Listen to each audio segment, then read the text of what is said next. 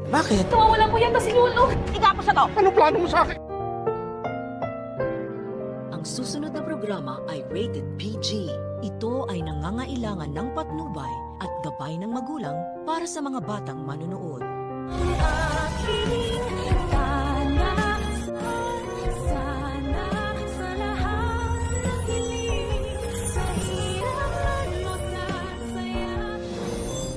Wala na yata talagang pag-asa pang gumanda ang takbo ng istorya ng mga nagaganap dito sa Abot Kamay. Dahil bukod nga kasi sa panay si Moira na lang ang nagwawagi, ay halos lahat na lang kasi ay inaayon ni Direk sa kanya ang mga pangyayari. Dahil nang malaman nga ni Don Pepe ang katotohanan na hindi talaga tunay na tanyag si Zoe, gumawa na naman sila ng paraan para mapahamak ang matanda at tuluyan na ngang maitago ang sikreto nila. Para nga naman hindi pa malaman ni Robert ang katotohanan at mas mapaikot-ikot pa nila ang istorya.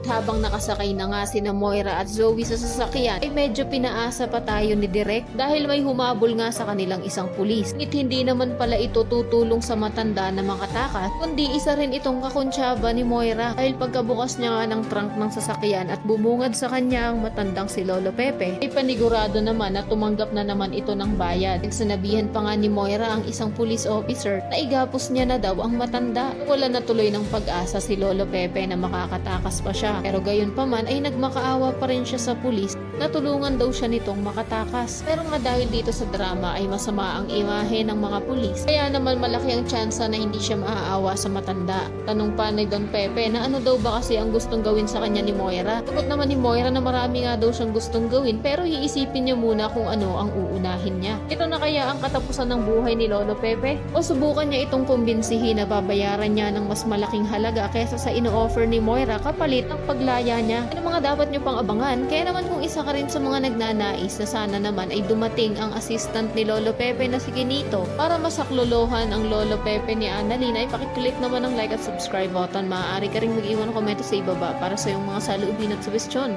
Maraming salamat sa iyong panonood.